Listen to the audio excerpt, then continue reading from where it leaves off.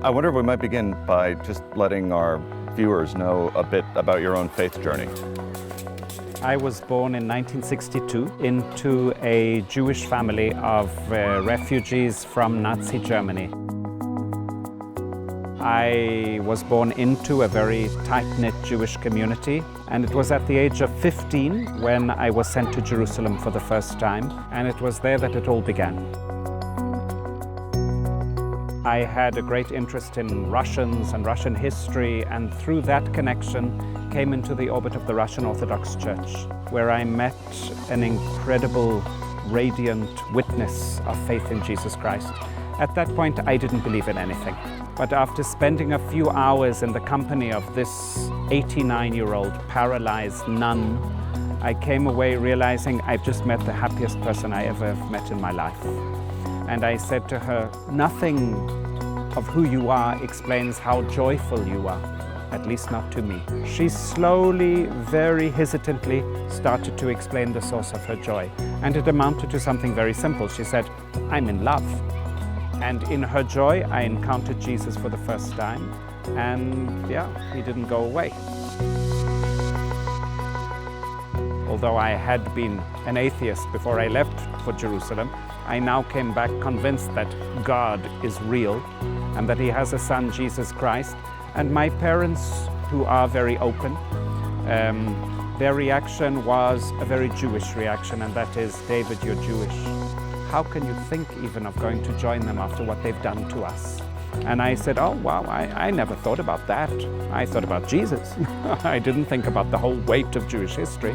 But I said, okay, calm down, let's make a deal. I'll wait 10 years, okay? When I'm 25, then we will be able to see whether this really is what I'm supposed to do. I did wait and continually engaged my parents.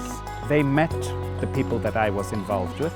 Slowly but surely, in talking about it, I think they saw that although they didn't quite understand and they don't share my faith, that this was something very significant for me. So that when the 10 years were over, I said, Mom, Dad, I am going to ask to be baptized.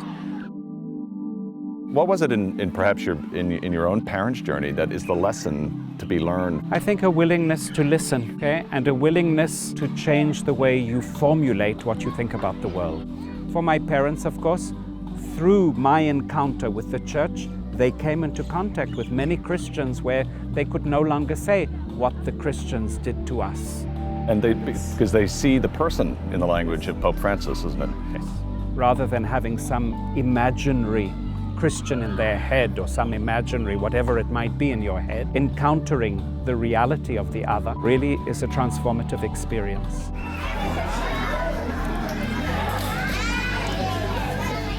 In the background, we hear children playing and bouncing up and down, and these children are the Church of the Holy Land, and among them there are Palestinian Arabs, there are Jewish Israelis. In the world that they usually frequent, they would learn a language of walls and security. To stay secure, stay inside your own community. In the world that we're trying to build, which is the world of the kingdom, we say, no, pull down the walls. I really don't like when the Christians in the Holy Land are presented as being caught between. We are not caught between. We are much more the yeast, the seed, a ferment that is bringing everything together in a new way. What you're talking about, that movement of reconciliation requires a different way of looking at the world. Looking and talking about it. And talking about it. See, the problem is we look and we put words. And we put words like enemy, revenge, hatred. These are the words that we inevitably use because we are locked into our worlds and into our languages. Okay? By pulling down the walls, okay, we are called to reformulate what the world is out there.